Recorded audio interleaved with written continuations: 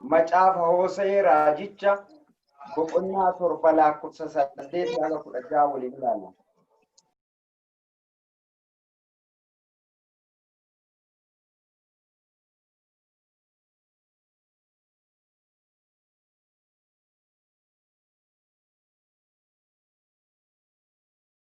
Hindubbisa maqaa gooftaa Yesuus Kiristootiin akkana jedha sagalee Waaqayyoo. Ifreem saba warra kaanii wajjin waliin make. Ifreem maxinoo otoo gara hin galfamin hafeedha. Warri ormaa humna isaa hin nyaatu. Inni immoo isa hin beeku. Harriin mataa isaa keessaa faca'eera. Inni immoo isa hin beeku. Uf gurguddisuu saba Israa'elii isinumatu isaanumtuu dhugaa hin baane. Kana keessaa immoo gara Waaqayyo gooftaa isaaniitti hin deebine. Kana hundumaafis isaan hin barbaadan. Efreem akka gugee ishii wallaaltuu mataa hin qabneeti. Warra Gibxi in waamatu. Gara warra Asoorii immoo in dhaqu. Yeroo isaan dhaqanitti ani kiyyoo koo isaan irratti nan diriirse. Akka simbirroo qilleensa keessaa balali'us gadi isaan nan buuse. Akkuma waldaa isaaniititti himetti isaan nan adaba. Isaan ana irraa waan baqatanii isaaniif wayyo. Ana waan yakkanii badii isaaniititti haa dhufu. Ani isaan furuudhaaf ture. Isaan garuu soba ana irratti dubbatu. Siree isaanii irraa in wayatu malee garaa isaaniititti ana hin iyyatan. Midhaaniif daadhii waynii of hin murmuru. Ana irraa hin garagalu. Odoma ani isaan gorsee irree isaanii jabeessu. Isaan hamaa ana irratti hin koratu. Isaan gara Waaqayyo tolfamaa isa waa'ee hin baafne hin garagalu. Isaan akka iddoo qajeellota xiyya hin darbanetti sababii dheekkamsa arraba isaaniitiif gurguddoonni isaanii billaadhaan hin kufu. Sababii kanaaf warri biyya Gibxii isaanitti hin kadhanname. Yaa Waaqayyoo abbaa kenna, Waaqa jiraataa, Waaqa hundumaa dandeettu gooftaa kenna. Waa'ee yeroo kanaatiif galanni ulfinni siif haa ta'u. Yaa Waaqayyo ati ardi irratti samii irratti Waaqa ka akka kee hin jiru gooftaa bara baraa kan taate maqaa gooftaa Yesuus Kiristootiin sagalee kana keessaan anatti dubbadhu.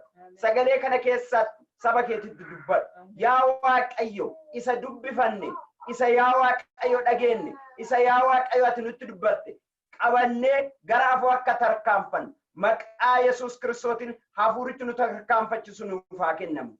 Gooftaa hidhaa keessa yoo jiraanne ka hidhaa keessaa nu baasu. Dadhabbii keessa yoo jiraanne ka dadhabbii keessaa nu baasu. Wallaala keessa yoo jiraanne ka wallaala keessaa gara beekumsaa nu baasu. Maqaa Yesuus Kiristootiin waan hubatu hubannee yaa Waaqayyo akka sagalee keetii akka dhaabannatu nu qarqara. Wama gootu hundumaaf ulfaatu maqaa Yesuusiin ameen. Hin dhageettanii quba naa mul'isa. Gooftaa galanni isaaf haa ta'u. Maqaa Waaqayyoo ka ulfaate haa ta'u. Asirratti guyyaadhaa maal dubbatuu barbaade sagalee kanarra dhaabadhe maqaa Waaqayyoo ka ulfaate haa ta'u. Akkana jedha mata dureen koo. Warri humna ormaa abdate in diigama jedha.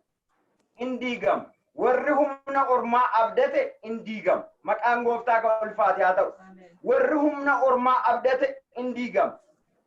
Inna maal jedha asirratti Efreem saba warra kaanii wajjin waliin make jedha. Efreem eenyu akka ta'e beekna. Galanni ulfinni isaaf haa ta'u. saba Efreem saba warra kaanii wajjin waliin make Efreem maxinoo odoo gargara hin galfamne hafeedha maxinoo jechuun qixxaa jechuudha qixxaa eerarra kaanii odoo hin galfamin achirratti hafeecha maqaa Waaqayyoo kolfaate maal waan ta'e waan warra kaanii waliin makame eenyu waliin makame warra biraa waliin makame warra Waaqayyoon barbaanne waliin makame warra fedha Waaqayyoon raawwanne waliin makame warra Waaqayyoon fo'atu waliin makame galanni ulfinni isaaf haa ta'u kanaaf bu'aa hin baafne jecha gooftaa galanni isaaf haa ta'u kanaaf warri humna ormaa abdatan in maal ta'u jedha sagalee Waaqayyo in diigamu jedha maaliif humna ormaatitti makame asitti humna kaisa barbaadu miti humna kaisa eegu miti humna kakakuu isaa galee miti humna isa fo'atee miti humna kabiraanitti dhaqee maxxane dhaqee makame eega makame booda maal ta'e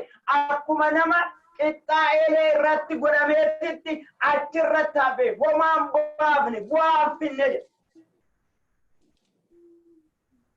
luki achirratti hafe qixxaan tokko buleyan ko yoo teennee ilaalle eega qixxaa godhan hin garagalchan yoo garagalchan booda hin bilchaataa jecha bu'aa baasa garutu achi dhaqee achi makame akkuma qixxaa eelee ittiin garagalfamini achirratti hafe sanitti hafe bu'aa wayitu hin baafne maal waan ta'eef waan Waaqayyoon barbaanne waan taane walitti makame achirratti maal jedha sagalee Waaqayyoo odoo gara hin galfaminaaf jedhe warri ormaa humna isaa hin nyaatu jedhe warri ormaa humna isaa hin nyaatu warri ormaa isa hin jajjabeessani warri ormaa isa hin yookaan isa hin gorsani warri ormaa isa waliin hin dhaabatani warri ormaa isa waliin immoo maal garaafoo hin deeman maal godhani humna isaa hin nyaatu jedhe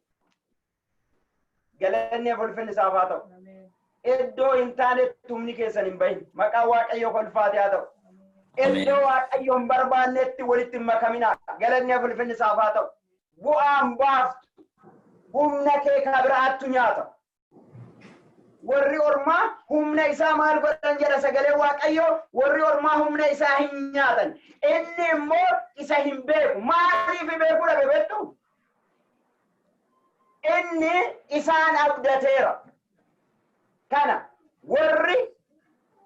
warri humna ormaa abdatan in diigamu jedhe hin ijaaramu hin jenne inni maal ta'e inni isaan abdateera inni isaanitti uf kenneera inni abdiin isaanii isaan jedheera waan ta'u kana hundumaa inni hin beeku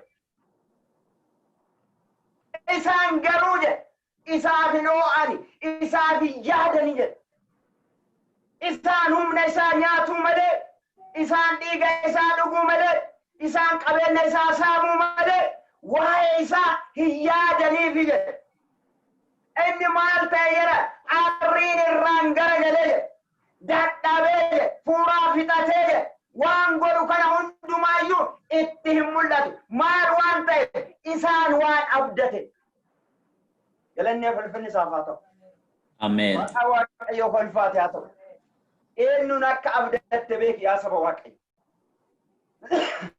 abdiin kee eenyuun akka ta'e warra humna kee nyaatuu miti kaate abdattu warra humna kee maal si godhu si jajjabeessu warra gara aboot si deemsisu warra gara moochaa si geessu malee warra humna kee nyaatu warra waa'ee keetiif hin dhimman warra si dhuguu miti kaate abdattu galanni ulfinni isaaf haa ta'u dhaqee isaanitti maxxanee jedhe isaanitti makamee jedhe achittu maal ta'e jedhe achumatti hafe bu'aa wayitu hin baafne isaan immoo humna isaa nyaatu kana warri humna ormaa abdate akkana ta'a deemee maal ta'a hin diigamu maqaa Waaqayyoo kolfaate haa ta'u galanni ulfinni isaaf haa ta'u kanaafi achirratti jedhe orma humna isaa warri ormaa humna isaa hin nyaatu inni immoo isaan hin beeku arriin mataa isaa keessaa faca'eera inni immoo isa hin beeku of gurguddisu saba Israa'elii isinumtu dhugaa hin ba'u. Kana keessa immoo gara Waaqayyo gooftaa isaaniitti hin deebine. Ufumaa ragaa ba'u. Ufumaa warri Israa'el nu akka ta'e, isumaa warri Waaqayyo fo'atee nu akka ta'e, isumaa warri maqaa isaatiin waamamee nu akka ta'e hin beeku jedha. Uf gurguddisu maqaa kanan, maqaan mootummaa Waaqayyoo sin galchu, jireenyi mootummaa Waaqayyoo si galcha saba Waaqayyo. Uf gurguddisuun ufiniinu sin ga'u, yoo itti jiraatte garuu hin geetta. Maqaa Waaqayyoo kolfaate haa ta'u. Kanaafi gara Waaqayyo gooftaa isaaniitti hin deebine. Kana hundumaafis isaan hin barbaadanne jedha. Maaliif hin deebinelle hin barbaadanne ila kudhan irratti uf gurguddisoonni saba Israa'elii isaanumtuu dhugaa hin baane. Kana keessa immoo gara Waaqayyo gooftaa isaaniitti hin deebine. Kana hundumaafis isaan hin barbaadanne jedha. Isa hin barbaadanne. Efreem jedha akka gugee ishii wallaaltu mataa hin qabneeti jedha. Maqaa Waaqayyo kolfaate haa ta'u. Galanni afalfanne isaaf haa ta'u. Yoo ormaa abdatte, humna ormaa yoo abdatte akka gugee mataa hin qabneetti wallaaltuudhaaf. Humna biraa yoo abdatte. Humni sun maal si godha? Waa sadii bichaa dubbata iddoo kanatti. Humni ormaa maal godha? Ati immoo maal godha? Humni kan kee immoo maal si godha? Maqaa Waaqayyo kolfaate haa ta'u. Humni ormaa waan sadii bichaa si godha. Tokko si dadhabsiisa. Lama waa'ee keetiif.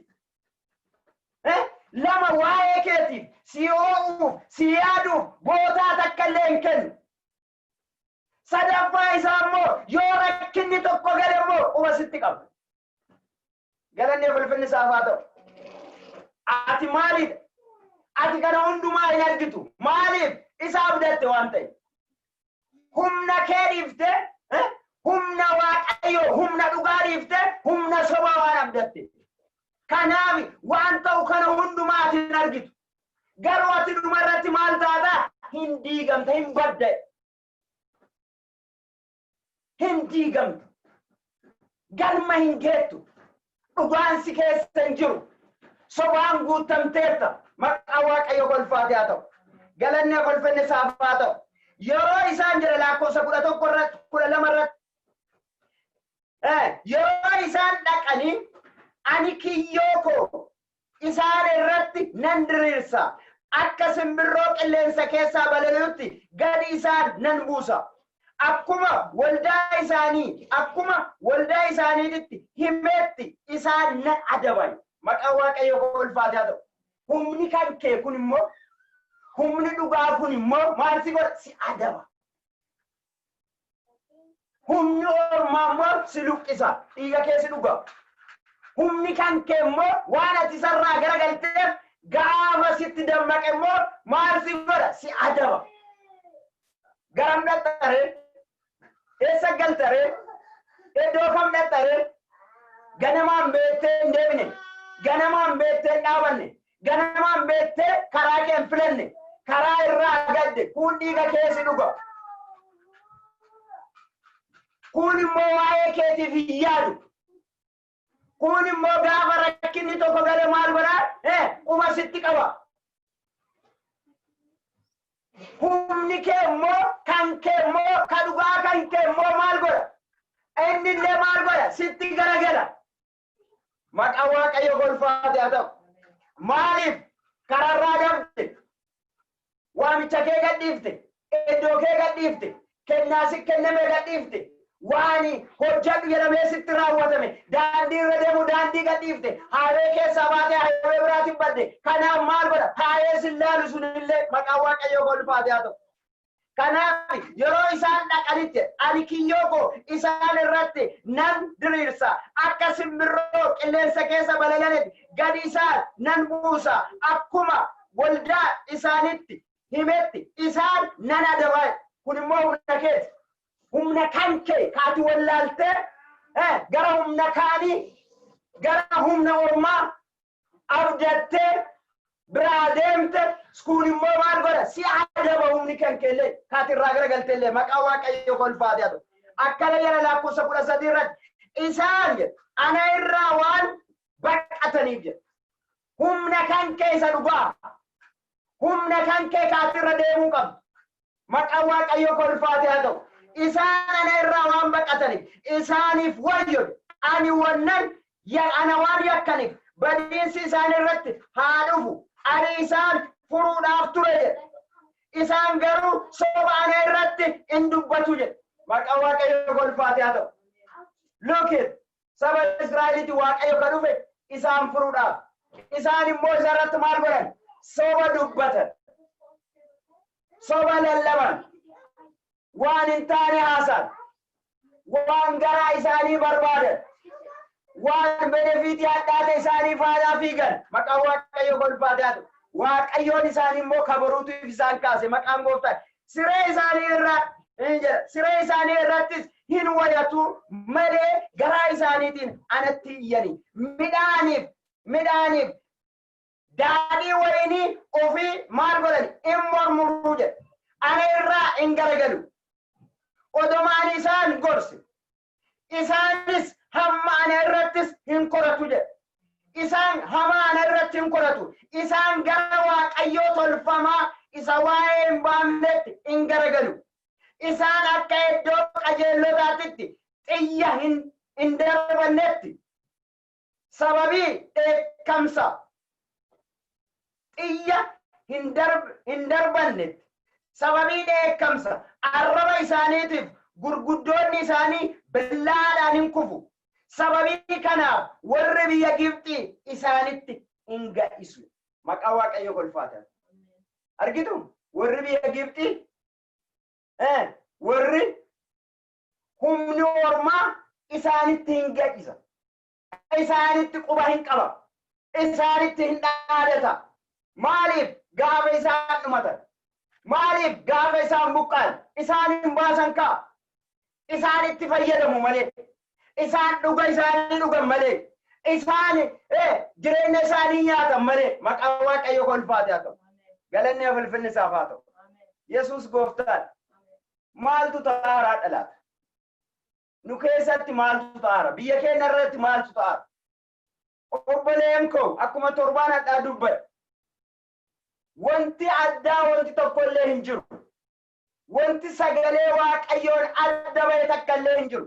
Wanti ta'aa jiru hundinuu wama sagalee Waaqayyootiin wal qabate. Maqaan Waaqayyoo kolfaatee haa ta'u. Gaafa ati humna ormaa abdatte hin diigamta. Kasidi gwen humni ormaa suni maal sirraa barbaada? Humna kee maal godha? Humni ormaa sun maal sirraa barbaada? Humna kee nyaata. Homa takkaasiin godhu. Humni ormaa. Humni ormaa sun maal sirraa barbaada? Galanni ulfinni isaaf haa ta'u. Humna kee hin nyaata. Waan biraa immoo waa'ee keetiif hin dhimmu. Siif hin oo'u. Fuuraa fixirattee goote. Ati waan feete fiddee goote. Vaaliyuu takkallee si hin qabu. Karaa biraatitti immoo yoo rakkinni sitti gale. Yoo rakkoo irratti ati buute. Yoo ati humna keetii walitti buute. Taa'ee sitti quba qaba. Galanni ulfinni isaaf haa ta'u. Yesuus Gooftaa. Waaqayyo kana calaa isin haa baasu. Waaqayyo kana jalaa nu haa baasu. Warra hedduu lamaanitti rakkatee asii achi fiigu Waaqayyo nun godhin. Galanni ulfinni isaaf haa ta'u. Isa dhugaa ta'eef dhaabadhu. Isa itti waamamte irratti dhaabadhu. Isa sifoo irratti waamamte irratti dhaabadhu. Isa ati kan kooti jedhe irratti dhaabadhu. Gaafsan isa waliin dadhabbii malee, yaaddoo malee, fuuraa malee, maal goota gara galmichaa galta. Maqaan Waaqayyo kolfaatee haa ta'u. Gaafa san ta'uu dhabaatte immoo akkuma maal ta'e namoota rakkateeti jedha warri keenya. Akka morma seensee gabba'uun hin jiru. Akkas taataa kanaaf waan Waaqayyo siin jedhe, waan Waaqayyo keessa guute, dhugaa Waaqayyo irraa gamanas gamasis hin dabin deemu. Yesuus maqaan isaa kan eebbifame haa ta'u. بايرا هم نورما وانسجي متاسر برباد سدوغو برباد سدبسيسو برباد سنياتو برباد سلكم سو برباد كوما سرام برباد هاغا فيت يودك دبده هنجر مريسنتما هاغا فيت اتعري بافته ياده اتدمته وان فيت غوته وما تكله appreciate نجر قالني سيادو نجر دبه فيدين نجر مالف همنا كان كيتي متكا همنا أورمات أتمو وانس عبدت عبدي كيس روان كاتب دبين كيس هندنو ست مدت gochaana digoota sun hundinuu sitti mul'is ati ka jiraattuuf garaa ati ka jiraattuuf waan boruutiif miti waan hadhaatiif maqaa waaqayyo balfaate haa ta'u waaqayyo garuu kan barbaadeef kabiraatiif bu'aa qabu galanne bulfinni isaaf haa ta'u maqaa waaqayyo balfaate haa ta'u waaqayyo ana saba koo maatii koo keessaa kana waameef maatii kootiif bu'aa qabuusuuf akka isaan achi garagalee maal godhu nyaadhuufi miti maqaa waaqayyo akka wangeela dhugaa isaan nyaachisu galanne bulfinni isaaf haa ta'u yesus gooftaadha ilaamee sagalee waaqayyo walumaan laalla asuma keessaa laalla boqonnaa 8 lakkoofsa 7 irratti isaanoo akka nama qilleensa facaasu wanta hundee hin qabne hin facaasu akka nama bubbee hammatuttis wanta guddaa sodaachisaa hin galfatu miidhaan masii keessaa mataa hin qabu ija hin godhatu tarii ija yoo godhate iyyuu ormatu nyaataa jedha maqaa waaqayyo golfaate haa ta'u galanne bulfinni isaaf haa ta'u kun maalidha lakkoofsa 9 irratti yoo dhaqxan warri ormaa humna isaanii nyaatu jedha inni immoo isa hin beeku namichi immoo isa hin beeku maal waan ta'e waan isaan abdate harriin mataa isaa keessaa faca'eera inni immoo isa hin beeku isa jedhu kana isaan akka jedha lakkoofsa 7 irra boqonnaa 8 isaan akka nama qilleensa facaasu jedha meelala qilleensa akkam goota hin qabdu isaan hin qabdu jecha isaan harkaan qabuu hin dandeettu jecha galanne bulfinni isaaf haa ta'u maaliif isaan si fayyadaman malee isaan si fayyadan isaan si dhiitan malee isaan siif hin dhiitan isaan si saaman malee isaan sin saamsisan galanne bulfinni isaaf haa ta'u isaan akka nama qilleensa facaasu wanta hundee hin qabne hin facaasu waan hin jirre hin facaasu create wushat hamet soba sitti facaasu akka nama bubbee hammatuutitti wanta guddaa sodaachisu hin galfatu midhaan wanti ila akka nama bubbee hammatuut bubbee ata gootee hammatu duwwaa waan hin jirre kanaan maal godhan akka nama bubbee hammatuutti wanta guddaa sodaachisaa hin galfatu midhaan maasii keessaa mataa hin qabu ijas hin godhatu tarije ija yoo godhate iyyuu ormatu nyaata ija yoo godhate iyyuu ormatu nyaata homa takka isaan akkuma bubbe endam lakkoofsa biraa irratti akkana jedha boqonnaa 12 lakkoofsa 1 dhaqanii yoo laatan achumarra boqonnaa 12 lakkoofsa 7 dhaqaa laala Efreem qilleensa wajjin jedha in oolaa jedha gaafa humna ormaa abdatte ati maal waliin oolta qilleensa waliin qilleensi maal waan bu'aam qabu waan qabdeen dandeen የማይጨበጥ የማይደሰስ qilleensa wajjin in oolaa guyyaa guutus qilleensa gara baabiiftuuti duukaa hin fiiga soba humna nama irratti ka'us hin baay'isaa jedha biyya asoorii wajjinis walii galee biyya Gibxii dhadhaa ejersaa hin geessa jedha maqaa waaqayyo golfaate in sodaatina yesus gooftaadha wanti hadha biyya keenya keessatti arfan sittima kana dubbata sagaleen kun asirratti ila Efreem qilleensa wajjin in oola. Guyyaa guutus qilleensa gara baabiiftuu duukaa hin fiiga.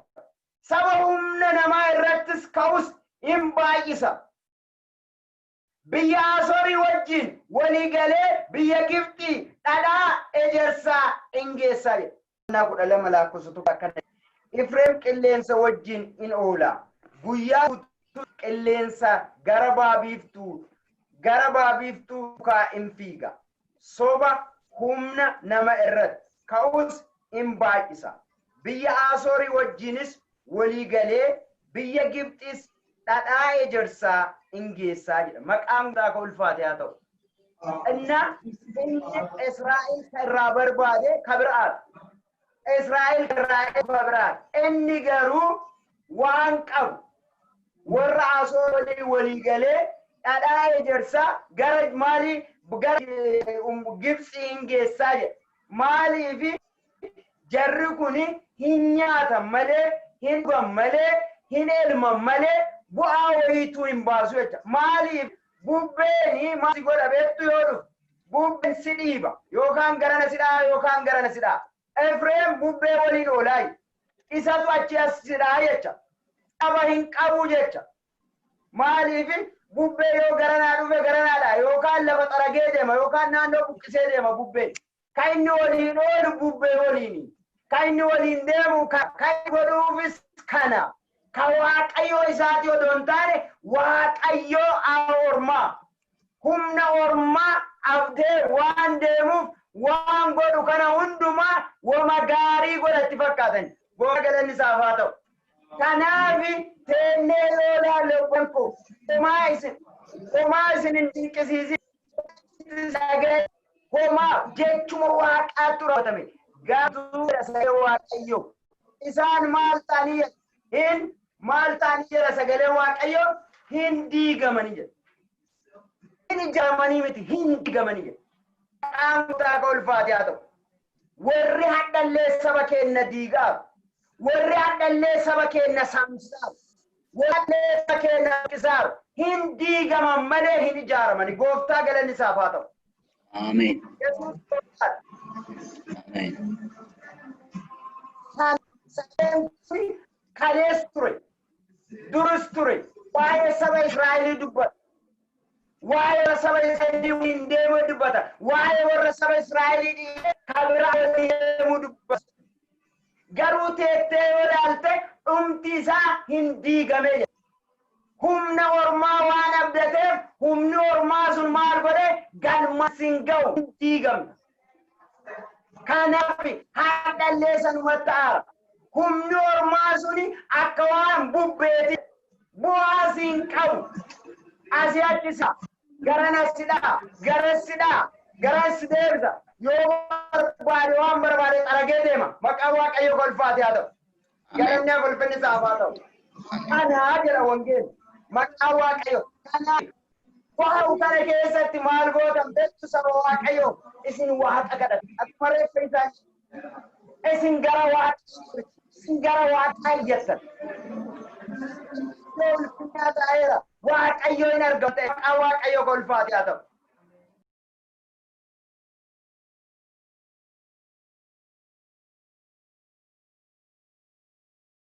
Qonnaa shan lakkoofsa 13 illee akka taasisee Waaqayyo.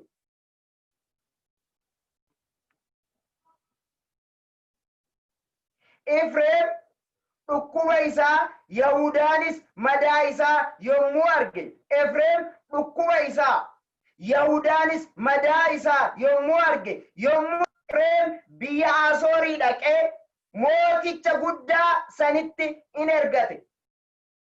Garuu inni isaan hin fayyisu. Madicha irraas balleessuu hin dandeenye jedha. Maqaan Waaqayyoo kolfaate haa ta'u. Kalee maalee abdiin abdateera. Kalee maal godhe humna Ormaa abdate kalee. Efreem kalee isaan abdate.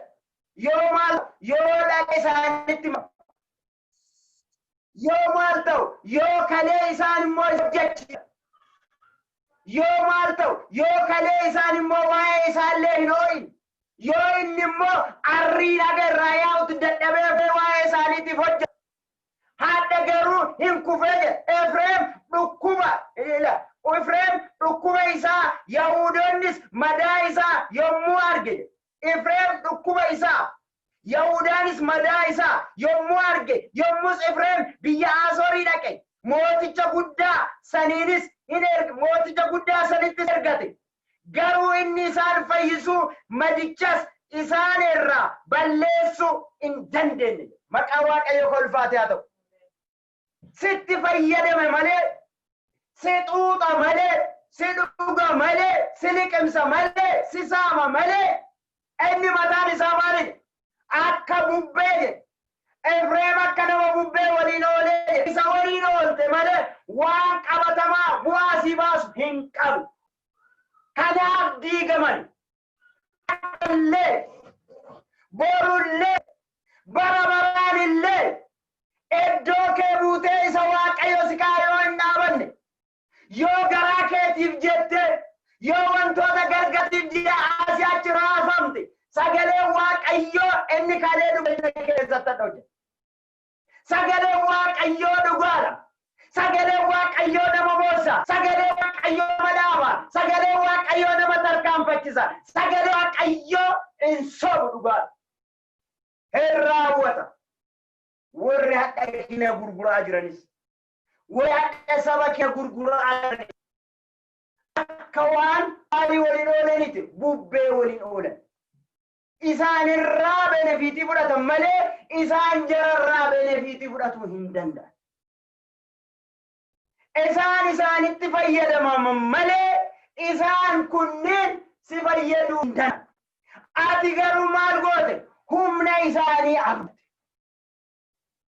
Waaqayyo akka abdan isa dhugaa akka abdan isa jataa akka abdan isa injijjiiram akka abdan isa waliin argamu akka abdan Waaqayyo ayyaana kana nu badhiisu. Gooftaa galanni isaaf haa ta'u. Maqaa waa achuma akkana jedha shan irra deebi.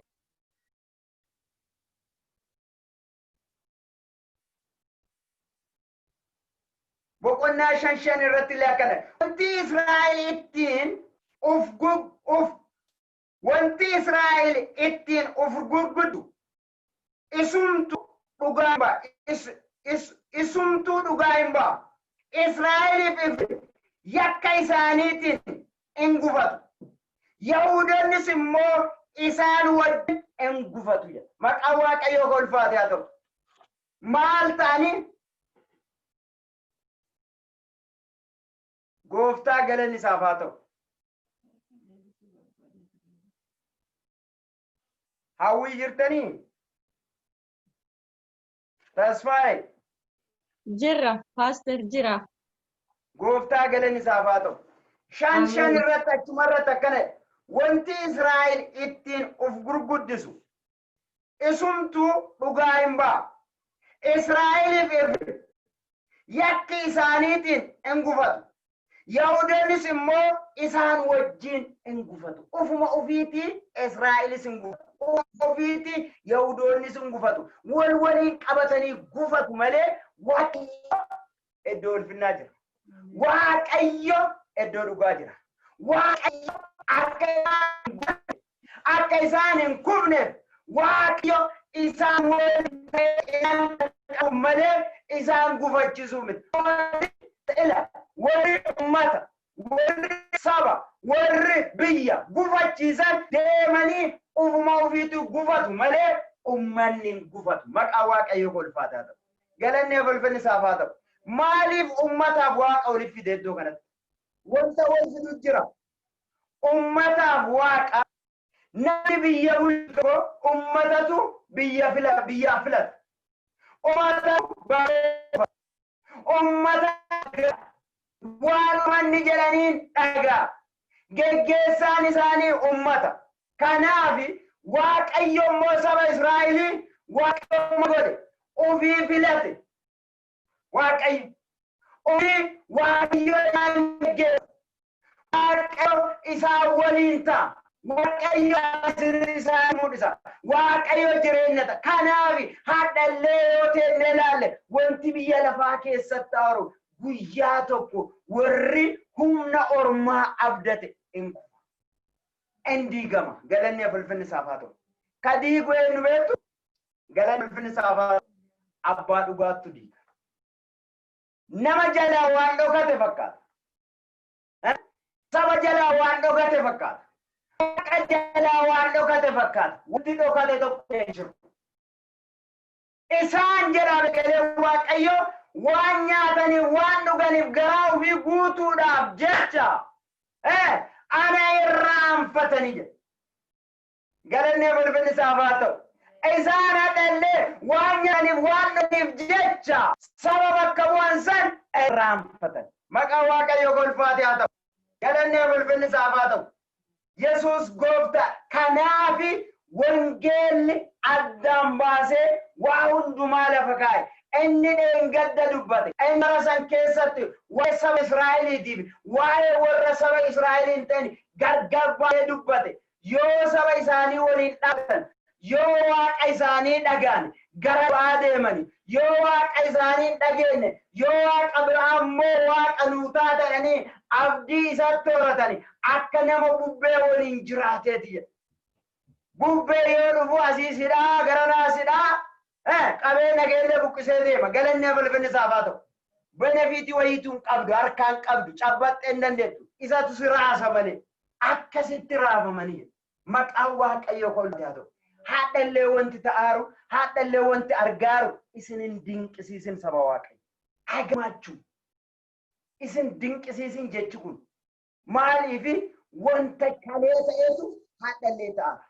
wanta bara kana keessatti darbetti wanta saba Israa'el irra ta'etu haadhallee ta'a imata ufamoollee imata maqaa waaqayyo kolfaatee haa ta'u garutu isaan hin kufan isaan hin diigaman isaan hin buqqaan maaliif beektu gara warra kaanillee yoo dhaqani warri kun qarqaarsa dorgatedha akkas irratti 5:13 irratti Efreem dukkana isa yoo Efreem dhukkuba isaa Yahudaanis madaa isaa yommuu arge yommus Efreem biyya Asoorii dhaqe mooticha guddaa sanittis hin ergate garuu inni isaan fayyisuu madicha garuu inni isaan fayyisuu madichas isaan irraa balleessuu hin dandeenye hin danda'u ka danda'u dhiiftee ka hin dandeenye faanaa deemte waan ta'eef kuni si fayyadama malee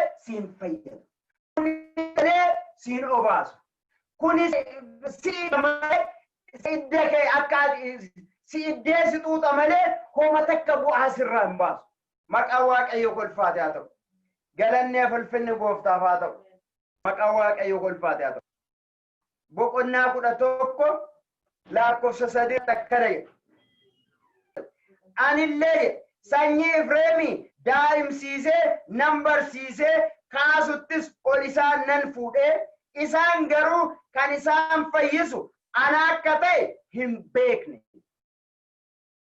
ka isaan guddise ka isaan barsiise ka isaan sadarkaan kanaan ga'e eenyu akka ta'e isaan ana hin beekne ana ture isaan ana hin beeknedha waaqayyo saba Israa'eliiti maqaa waaqayyo kolfaatee haa ta'u gara biraa yoo dhaqxee immoo jechi kun eenyutu si guddise eenyutu iddoo kanaan si ga'e eenyutu si barsiise eenyutu kana godhe yoo as gara galtee humna ormaa abdattu hin diigamu humni ormaa akka bubbeeti jedhe humni ormaa si dhiiga keessi dhuga malee homaa siin godhe yoo ati fuuraa xuurtee akkas gootu humni ormaa sun maal godhe waa'ee keetiif hin dhimmu waa'ee keetiif hin yaadu yoo rakkinni sirra ga'e immoo maal jedhe rakkinni wayii sirra ga'e akkuma reef dhuma irratti maal jedhe hin dhumattuu hin fixxan yoo jedhe quba sitti qabaa jedhe maqaan gooftaa ka ulfaatee haa ta'u yaa waaqayyo akka si beenu nu qarqaara yaa waaqayyo akka si hubannee deemnu nu qarqaara yaa waaqayyo daandii kee irra akka deemnu nu qarqaara yaa waaqayyo karaa kee irra akka hin jallanne ati nu qarqaara maqaa gooftaa Yesuus Kiristoos wanti ta'aa wanti argaaru wanti ammaraa watamaaru hundinuu maqaa Yesuus Kiristoosin yaa Waaqayyo wannuma kalee ta'etu ta'e Waaqayyo anaaf saba kee achi keessa hin galchin obboleen koo achi keessa hin galchin garaaf jennee akka hin jiraanne dhugaa qabannee akka jiraannu maqaa Yesuusitti hafuurri kennu haa qarqara galannee fulfinne isaaf haa ta'u gooftaa maqaan isaa ka eebbifame haa ta'u yaa Waaqayyo jechi kun waa'ee saba Israa'eliitiif waa'ee Waaqayyoo dubbata Waaqayyo odoo isaan kunuunsu isaan immoo isa didanii gara saba Gibxi akka jallifaman dubbata yaa Waaqayyo garuutu jedhe humni ormaa sun abdatanii gara siyoo dhaqan humni ormaa sun maalin goone isaan maalin taaneef jedhe humni ormaa warra abdatan sun hin diigamanii jedhe maqaa Yesuusitiin saba keenya irratti wanti adda ta'e saba keenya irratti yaa Waaqayyo gooftaa ko wanti saba keenya keessaa ba'ee gara saba keenyaa ilaaluu didu gara saba kanaa ilaaluu didu maqaa Yesuusitiin wanti humna ormaatiin asii achi isa abdatee fiigu maqaa Yesuusitiin ammallee haa buqqamu ammallee haa diigamu muturraa kaasaa hin kadhanna maqaa Yesuusitiin ammallee haa diigamu warri kabiraatiin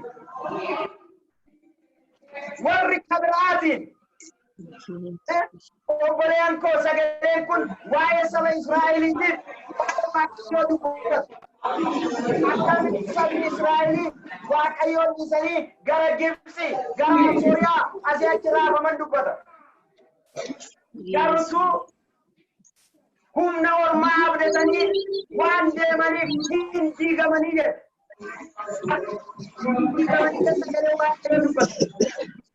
gooftaa Yesuus Kiristoosin sa'aatii kana sittaledha warroonni akkasii biyya keenya keessa kan kaan bubbee waliin wal qonnaman maqaa Yesuusitiin sa'aatii kanarraa jalqabanii haa diigaman Ameen. anaa miti kan diigu jecha Waaqayyooti Yes. sagaleen kee hin diigamu jedhe sagaleen kee hin badu jedhe sagaleen kee hin buqqa'u jedhe maqaa Yesuusitiin yaa Waaqayyo sagalee kee irra dhaabate sagaleen kee garuu hin sobu hin diigamu jedhe warri humna ormaa abdatan hin diigamu jedhe bakka mata dureen guyyaadha warri humna ormaa abdatan hin diigamu jettee dubbatte sagalee keetti dubbate maqaa Yesuusitiin warri yaa Waaqayyo humna biraa abdatan hadharraa kaanii haa diigaman Ameen. haa diigaman Ameen. saba san raasu saba san dhiphisu saba san dhangalaasu hin agarree jarribe sagalee Waaqayyo wanti beela humni sunii jedhe waa sadii isaan birraa godhae tokko humna isaanii dhugae lammaffaa yoo kana godhan immoo fuuraa ofii xururanii arriin irraan ba'ee godhani waan isaan abdataniif homaatti hin fakkaatu jedhe isaan garuu isaaniif baali'uun kennani jedhe kana nuu godhaaran jedhani guyyaa gaafa rakkoon itti dhufe jararratti yoo dhufe immoo gara galanii qubatti qabu jedhe maqaa gooftaa Yesuus Kiristoos wanti dhugaa hin ta'in biyya san keessatti hin hojjetin Ameen. wanti ulfinna Waaqayyoof hin taane biyya san keessatti hin hojjetin Ameen. maqaa gooftaa Yesuus Kiristoos obboleen koo maaliif kaatanii raasaa teettu maatii keessa irraa baatanii waa'ee saba kanaa nagaa jettanii dibiti maal raafamaa irraa be dhiphataa irraa be wariin keenya karaan taaneen ba'uun qabu qabeenyi keenya karaan taaneen raafamuun qabu jireenyi keenya karaan taaneen manca'uun qabu maqaa gooftaa Yesuusitiin warri jireenya qulqulloota mancaasisu amma sa'aatii kana hafuurri kun haa dhaabu Ameen. boqonnaa nu dhorge baay'ee na ajaa'ibsiisa Waaqayyo akkana jedhe saba Israa'elitti ani isaanii maali daa'immaa isaarraa isaan guddisee isaan barsiisee garuu isaan ana gara koo hin dhufne narraa dugda garagalanii jedhe hadda teennee warri achi ta'anii falmadhaan fala kijibaadhaan, fala garaa isaaniidhaan, meeqatu wal nyaachisaa, meeqatu wal ajjeesisaa. Gara haadha hiyyeetti dimbaane isaan, kalee kana keessan turre isaan, seenaa kalee irraanfatanii haadhata garaatiin jijjiiramu. Maqaa Gooftaa Yesuus Waaqayyo biyyattii irratti ulfina kennu. Ameen. Nullee boqonnee si waaqeffanna. Nullee boqonnee si waliin deemna. Ameen. Nullee daandii kee waliin deemna. Waaqayyo gara humni kee Itoophiyaa irratti haa dhufu. Ameen. Maqaa Gooftaa Yesuusittiin yaa Waaqayyo. Hin buqqaan jette. Warroonni humna ormaa abdatan hin buqqaan jette. Hadharraa kaasanii buqqa'uun isaanii haa dhagamu. Ameen. Hin sodaatinaa. Isaan hin sobuu jedhe. Isaan garaa jiraatu jedhe. Anaan miti gaheera wangeela sagalee kana ta'a dubbata. Maqaa Gooftaa Yesuusitti. Sabaa fi miti ka jiraatan, garaaf jiraatan. Dhugaa fi miti ka jiraatan, hin soban. Narraa garagalee sabni kun jedhe Waaqayyo. Warri sun illee gaafa isaan madaanii, gaafa isaan dhaamanii, gaafa isaan rukutamanii, gara isaanii ergatan dugda itti kennu. Sitti fayyadame maal barbaada? Sitti fayyadamuuf malee si fayyaduuf himi. Dhiiga kee dhuguuf malee dhiiga si obaasuuf himi. Maqaa Yesuus Kiristoos galgalan harki Waaqayyo Itoophiyaa irratti haa dhaqa. Galgalan maqaa Gooftaa Yesuus iddoo gargaraa teennee kadhan. Waaqayyooti Waaqa iddoo ulfinnaa irra jirta. Ka sabaaf saba walitti buusu. Ka biyyaaf biyya walitti buusu. Ka sulmii facaasu. Maqaa Yesuusittiin hadha dhiiga Yesuus Kiristoosin irratti dhangalaafna. Maqaa Gooftaa Yesuusin wanti sulmii biyya san keessa facaasu hiddi isaa ka gogee haa ta'u. Hiddi isaa ka buqqa'e haa ta'u. Humna ormaa ka abdate. Maqaa Yesuusin hadha haa diigamu. Niwusii haarawa hadha nutti himu. Tokko kennatti himu. Namni bee oboleen koo haguma jirtan kana mee daa'imman ta'e walii yoo ta'e daadha maaltu si dhagama? Maaf mancaan, maaf raafamni, ofii raafamanii, ofii mancaanii, namoota qulqulluu mancaasaran maqaa Yesuutiin kan isaan keessaa hojjetu kun ka buqqa'e. Buqqa'e wanti dhugaa hin ta'in, buqqa'e wanti sobaa, buqqa'e wanti ulfina Waaqayyoof hin taane. Buqqa'e wanti galma Waaqayyootiin nama hin genne. Buqqa'e hafuurri hannaa. Buqqa'e hafuurri sobaa. Buqqa'e hafuurri dhiiga obboleessaa dhangalaasu. Maqaa Yesuusin anaan sobaa.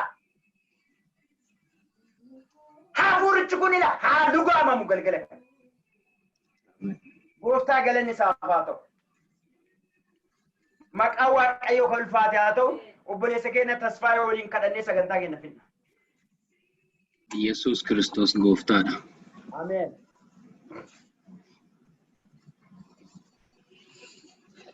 Waaqayyo yeroo hundumaa karaa namaatiin nama dubbata. San caalaallee karaa biraa karaa ittiin dubbatu namatti argisiisuudhaaf harree keessaanis nama dubbatee argineerra. Amen. Namni yoo Waaqayyo garaa kenneef malee harree keessaan dubbatees nama keessaan dubbatees hin dhaga'u. Hundarrayyuu kan caalu ergamoota Waaqarraatiinis nutti dubbatee raajotaanis nutti dubbatee hin dhageenye. Kanaaf Yootaam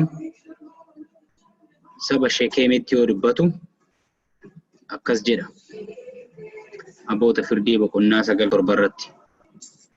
Yaa uummata Sheekem dhagaa jedheeti. Yoo akka Waaqayyo isin dhaga'u barbaaddan, yoo akka Waaqayyo boo'icha keessan isinii dhaga'u barbaaddan, yoo akka Waaqayyo kadhata keessan isinirraa fuudhuuf barbaaddan, wanta anadha isinii dubbadhu kana dhagayaa jedhaan. Ammallee obboloota koo yeroo tokko akkuma hafuura keessa teennee dhaabannee dubbannutti wantuma foonii argaaru wantuma ija argaarullee ol jennee dubbachuu haa dandeenyu. Yoo Waaqayyo nu haa dhaga'uu barbaanne dubbii Waaqayyoo haa dhageenyu. Maaliif isiniif fakkaata? Akkaataa itti kadhannu nu barsiisa. Jajjabina nuu kenna, humna nuu kenna, abdii nuu kenna, amantii keenya guddisa. Amantiin dhaga'uudhaan dhufa innillee jedha, dubbii Waaqayyoo dhaga'uudhaan. Kanaaf ammallee dubbii hadda dhageenye kana Waaqayyo garaa keenya keessatti ija haa godhachiisu. Amen. Garaa isa dhagaa san isin keessaa baasee garaa foonii isinii kenna Israa'elootaan jedhee akkuma kakateef ani seera koo garaa keessan keessatti hin caafa akkuma jedhe hadda seera isaa garaa keenya keessatti haa caafu. Amen. Inni duraa ilmi namaa Waaqaan walii galee jiraachuuf cubbuu irraa deebi'uudha. Cubbuu jechuunis seera malee jiraachuudha jedha kitaabni qulqulluun. Seera malee nuti jiraannu san seericha silaa ittiin jiraachuun nurra jiru san garaa keenya keessatti hadha haa caafu waan. Dubbii isaatiin nutti dubbatee hafuura isaatiin nu ibsee ayyaana isaatiin ittiin nu haa guddisu. Amen. Irra deebi'aa dhagaa. Dubbii isaa nutti dubbatee hafuura isaatiin nu ibsee ayyaana isaatiin ittiin nu haa guddisu. Amen. Hadha saba keenyaaf waamamneerra, saba keenya gidduudhaa waamamneerra, as garagallee saba gidiraan itti maramee gara socho'u dhabe kana, gara midhatu dhabe kana, itti dukkanaa'e kana ifa taanee fi afaan taanee fi karaa taanee fi abdii taanee fi jajjabina taanee fi bakka silaa Waaqayyo itti isaan geessuuf yaadeef sani akka gayaniif warroota Waaqayyoon bakka bu'anii saba kana geggeessan haa ta'an. Amen. Yesuus Kiristoos ati nu waamteertaa atummaan nu ceesisi. Amen. Yaa Waaqayyo Gooftaa ati nu kaafteertaa atummaan nu dhaabi. Amen. Isa ati dhaabde eenyullee kuffisuu hin danda'u. Isa ati kuffifte eenyullee kaasuu hin danda'u. Atummaan nu dhaabi hadha. Amen. Isa ati waliin jirtu eenyullee kassasuu hin danda'u. Isa ati faraddeef eenyullee itti faraduu hin danda'u. Atummaan hadha firdii saba kanaa faradiifi. Amen. Gooftaa isa ati dhugaadha jette eenyullee soba godhuu hin danda'u. Isa ati soba goote ammoo eenyullee dhugaa taasisuu hin danda'u. Dhugaa saba kanaa ati Gooftaa hadha ila addunyaa fuulduratti saaxilii isa baasi. Amen.